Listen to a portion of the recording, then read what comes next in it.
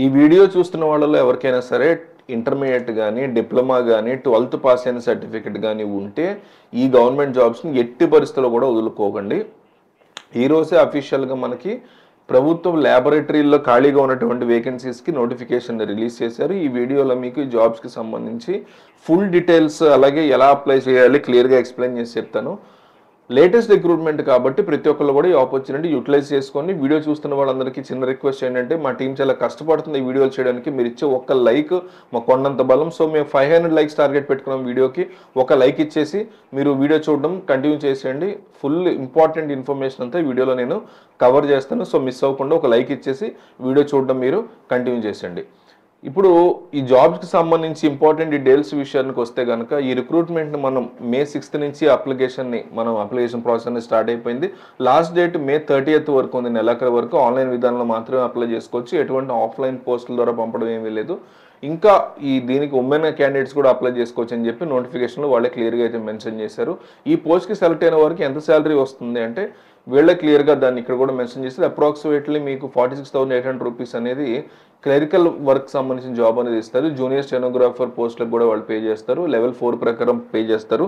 అలాగే జూనియర్ అసిస్టెంట్కి సంబంధించి పోస్టులకేమో లెవెల్ 2 ప్రకారం వీళ్ళు అప్రాక్సిమేట్లీ అన్ని అలవెన్సెస్ కలుపుకుంటే 35,000 వరకు రావడం జరుగుతుంది. ఎడ్యుకేషన్ క్వాలిఫికేషన్ వచ్చేసి ఏ విభాగంలో 10+ లేదా ఇలాంటి ఈక్వలెంట్ క్వాలిఫికేషన్ ఉన్న ఈ జాబ్కి సంబంధించి మీరు అప్లికేషన్ అయితే పెట్టుకోవచ్చు. మినిమం 18 నుంచి మ్యాక్సిమం 27 ఇయర్స్ వరకు ఈ జూనియర్ స్టెనోగ్రాఫర్ పోస్టులకి డబ్బులు వస్తాయి. అట్లాగే దీనికి ఎక్స్పీరియన్స్ 20 ఇయర్స్ లోపు ఏజ్ సంబంధించి ఉండాలి. దీనికి సంబంధించి ఏజ్ రిలాక్సేషన్స్ కూడా మీకు అప్లికబుల్ అవుతాయి. పర్మనెంట్ సెంట్రల్ గవర్నమెంట్ జాబ్స్ ఇవి, భయపడక్కర్లేదు.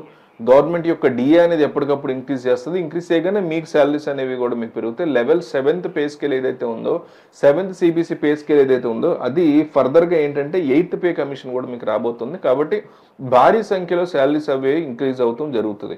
వేకెన్సీస్ యొక్క డీటెయిల్స్ని చూస్తే క్లర్క్ లెవెల్ జాబ్స్ ఏవైతే ఉన్నాయో జూనియర్ స్టెనోగ్రాఫర్ పోస్టుల లెవెల్ సంబంధించి లెవెల్ 4 అని చెప్పి ఏదైతే ఇచ్చారో వీటికి సంబంధించి కూడా వేకెన్సీస్ అవి ఇస్తారు. 8 వేకెన్సీస్ ఉన్నాయి. జనరల్లో ఉన్నాయి. జనరల్ కేటగిరీలో ఉంది కాబట్టి ఏ కేటగిరీ వాళ్ళని దీన్ని అప్లై చేసుకోవచ్చు. అలాగే జూనియర్ సెక్రటరీ అసిస్టెంట్ సంబంధించి కూడా జనరల్ విభాగంలో ఫైనాన్స్ అండ్ అకౌంట్స్ సంబంధించి అట్లాగే స్టోరేజ్ అండ్ పర్చేస్ సంబంధించి వేరియస్ డిపార్ట్మెంట్స్లో మీకు జాబ్స్ అనేవి రిక్రూట్మెంట్ అనేది చేస్తూ ఉన్నారు. ఈ పోస్టులకు సంబంధించి మనకి క్వాలిఫికేషన్స్ కూడా ఇచ్చారు. ఏ విభాగంలో ఇంటర్మీడియట్ కంప్లీట్ చేసినా డిప్లొమా పూర్తి చేసినా జస్ట్ మీకు 12th పాస్ అయిన సర్టిఫికేట్ ఉండి కంప్యూటర్ సంబంధించిన నాలెడ్జ్ ఉన్నా సరే దీన్ని అప్లై చేసుకోవచ్చు అనమాట. స్టెనోగ్రాఫర్ పోస్టులకు అప్లై చేసే వాళ్ళు స్టెనోగ్రఫీకి సంబంధించి స్కిల్స్ అనేవి ఉండాలి. స్టెనోగ్రఫీ టెస్ట్ అనేది ఉంటుంది ఎగ్జామినేషన్ తర్వాత, కాబట్టి అది కంపల్సరీ పాస్ అవ్వాల్సి ఉంటుంది. స్టెనోగ్రఫీ స్కిల్ టెస్ట్ ఏదైతే ఉంటుందో అది క్వాలిఫికేషన్ నేచర్లో ఉంటుంది. మెయిన్గా ఫైనల్ సెలక్షన్ వచ్చేసి computer based objective type OMR based లేదా ఎగ్జామినేషన్ అనేది కండక్ట్ చేస్తారు. అది పాస్ అవ్వాల్సి ఉంటుంది. 200 క్వశ్చన్స్కి సంబంధించి 2 hours పాటు ఈ టెస్ట్ అనేది కండక్ట్ అయితే చేస్తారు.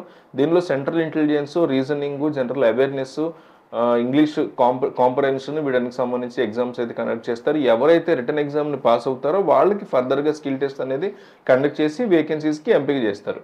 జూనియర్ సెక్రటరీ అసిస్టెంట్కి కూడా కేవలం మీకు సింగిల్ ఎగ్జామ్ కూడా పాస్ అయితే సరిపోతుంది. ఫర్దర్గా ఎటువంటి స్కిల్ టెస్ట్ అనేది ఇక్కడ ఉంటుందంటే ఉంటుంది స్కిల్ టెస్ట్. జూనియర్ సెక్రటరీ అసిస్టెంట్కి టైపింగ్కి సంబంధించి స్కిల్ టెస్ట్ అనేది ఉంటుంది. ఇంగ్లీష్లో అయితే 35 words per minute, హిందీలో అయితే 30 words per minute typing skills అనేవి ఉండాలి. ఈ విధంగా మీకు జాబ్స్కి సంబంధించి ప్రతి డీటెయిల్స్ కూడా ఇచ్చారు. నెగిటివ్ విధానం కూడా ఉంటుందని చెప్పి కూడా నోటిఫికేషన్లు ఇచ్చారు. ప్రతి రాంగ్ ఆన్సర్కి స్టెనోగ్రాఫర్ పోస్టులకి అయితే 0.25 మార్క్స్ అనేది డిడక్ట్ అయితే చేస్తారు.